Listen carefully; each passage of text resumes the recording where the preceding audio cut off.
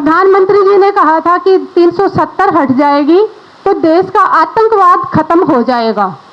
मैं पूछना चाहती हूँ प्रधानमंत्री जी, 370 हटे हुए धारा 370 तो आपने हटा दी, तो फिर हमारे अभी देश के शहीद क्यों हो रहे हैं हमारे जवान डेली? क्यों वो माएं अपने बेटों को कब तक कुर्बान करती रहेंगी? वो मेजर की माँ की आवाज सुनी क्या? प्रधानमंत्री जी से पूछना चाहती हूँ, अपने मन की बात तो देश को जबरदस्ती सुनाते रहते हो। हर रोज खबर आती है, आज वहां बुलडोजर चल गया, आज वहां चल गया। अरे घर क्या होता है ये कुर्सी पे बैठने वालों को नहीं पता।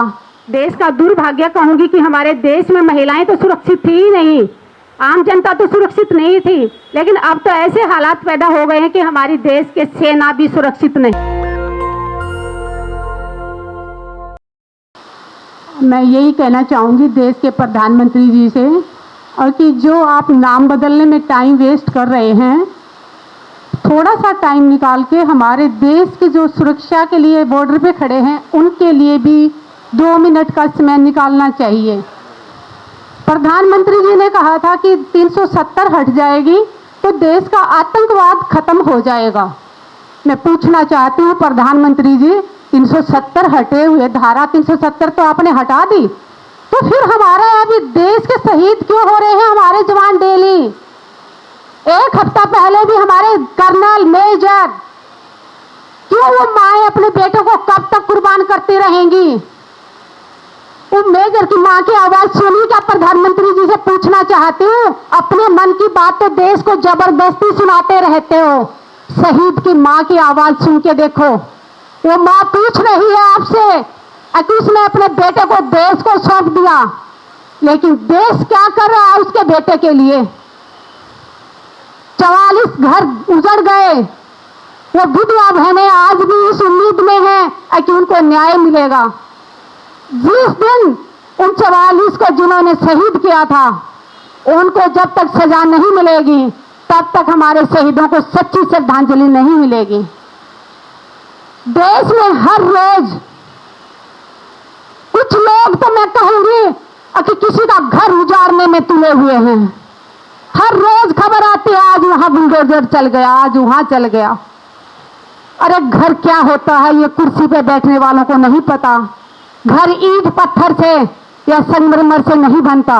घर बनता है, घर में पत्नी होती है, बच्चे होते हैं, माँ बाप होते हैं, बहुत सारी आशाएं होती हैं, बहुत सारे हमारे सपने होते हैं।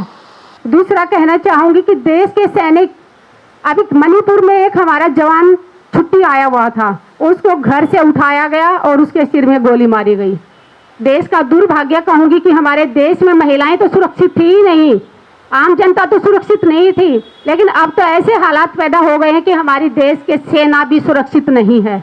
उस तरफ ध्यान देने की जरूरत है, और देश के प्रधानमंत्री से रिक्वेस्ट करती हूँ कि जितना जल्दी हो सके ये हमारे 44 शहीदों को जल्द से जल्द न्याय मिले, नहीं तो उसको लेकर फिर हम एक और अलग बड़ा आंदोलन भी शुरू कर सकते हैं। भाषणों में शहीदों का सम्मान करने से सम्मान नहीं होता है। शहीदों के परिवार के बच्चे स्कूल जा रहे हैं नहीं जा रहे हैं, इसकी जिम्मेवारी सरकार की बनती है। उस बहन को अगर उसकी योग्यता अनुसार नौकरी देना, मैं पहले भी रक्षा मंत्री जी से, कई रक्षा मंत्रियों से हमारी मीटिंग हो चुकी, हम बार बार उनसे अपील कर चुके कि शहीद होते ही उसकी पत्नी को 2 महीने के अंदर उसकी पेंशन शुरू हो जानी चाहिए और 6 महीने के अंदर अंदर उसको सरकारी नौकरी दी जानी चाहिए, लेकिन उसकी तरफ कोई ध्यान नहीं दे रहा है। सिर्फ ये कह देना कि हम देश के जवानों का सम्मान करते हैं, वो सम्मान नहीं है। ग्राउंड पे वो भूख नहीं मिटती, उसकी भाषण सुनने से भूख नहीं मिटती। अन्न पेट में जाएगा तो भूख मिटेगी, बच्चा स्कूल जाएगा तो पैसे चाहिए, फीस चाहिए उसके लिए। और जो फौज में जाते हैं वो गरीब परिवार के बच्चे जाते हैं जिनको 2 वक्त की रोटी मुश्किल से मिलती है, और उन विधवाओं को कितनी तकलीफों से गुजरना पड़ता है ये हम सब जो इनके आस पड़ोस में शहीद हुए सब जानते हैं। मैं भी बस रखना चाहूंगी और चाहूंगी कि बाकी लोग अपनी बात रखें, क्योंकि मैं बहुत कड़वा बोलती हूँ, फिर दोबारा लाइट ना चली जाए। तो मैं आप सबका बहुत बहुत धन्यवाद करती हूँ।